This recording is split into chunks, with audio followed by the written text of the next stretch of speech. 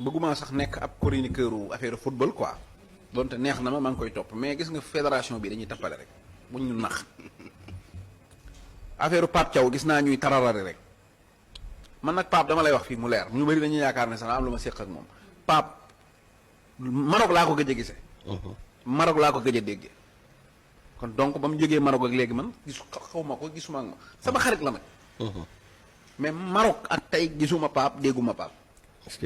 kon séq xanaa kon loolu leer na mais Pape bu ko gars yi sacrifié nañ ko ba pare sax mais buñ ñu fontoo ñoom ñii Pape Aliou Thiaw dañ ñoo war a tàmbalee affaire bi nañ ñu wax lan moo tax Pape Thiaw jël coupe d'Afrique bi mu ñibbisee ba léegi joxuñ ko benn dërëm.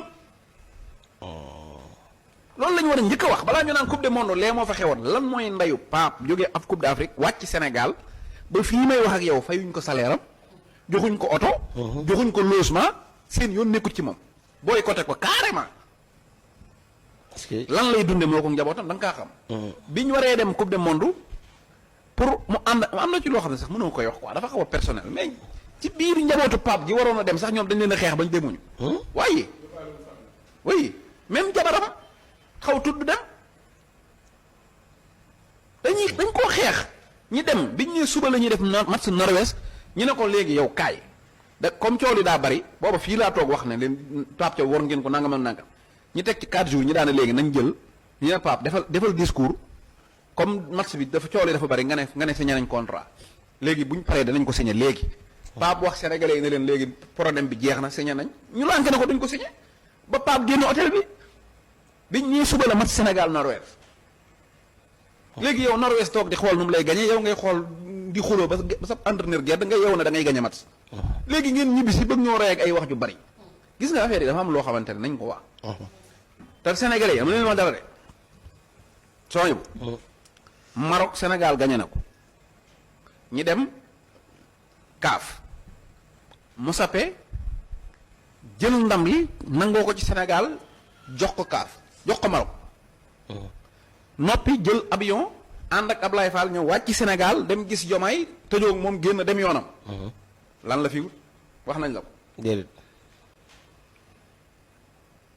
bu leen dara bett. loolu laay wax parce que Moussapé nan la mën a xañe Sénégal ndam ba pare dugg fi. ñëw rek gisee ak Ablaye dem yoonam lan la. te dara xew. léegi gis nga fii man am na lu ma yaakaar man ne. am na lu ma yaakaar ne man.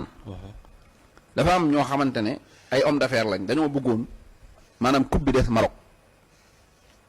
Pape man mënee waa Maroc ba indi fi coupe bi loolu da leen a metti waaw nañ lijjanti bu joueur Sénégal yi doon waccu ak di feebar liñ lekk sénégalais yi leen ko jox wala marocain yi boo ko enquêté ay sénégalais ngay jàpp.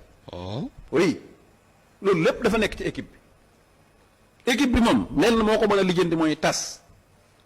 waaw waxuma tas équipe bi de. wax na wax du garaaw de. oui parce que loolu lu jare nañ ko enquête benn marocain joxut sénégalais lu mu lekk. sénégalais yi ñoo doon joxe lu ñu lekk lan moo tax ñoom ñu feebar du kenn du ko enquête parce que ñoom seen biir la.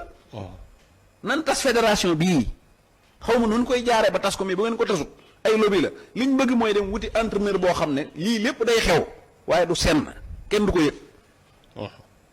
man loolu laa xam ak yeneen nag yu ma sëñ ta wax.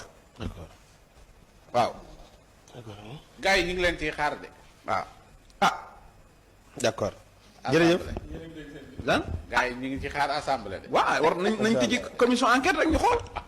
d'accord jërëjëf mais Pape Thiaw deful dara barke yàlla ab entraîneur mënoo koo jël bi ngay jël Pape mënoo qualifier coupe du monde daanaka yàqu woon na mu ñëw qualifier loola coupe du monde qualifier loola coupe d'Afrique dem coupe d'Afrique 0 défaite indil la coupe d'Afrique bu leer mu ñëw nga boycotté ko. doo ko fay doo ko wax ak moom di ko bundu xataal ba mu xëy ñàkk ñaari match nga ne ko yaa yàq match bi daa koy dàq mais say dafa yomb. d'accord Pape dara la leen deful. d'accord. jërëjëf.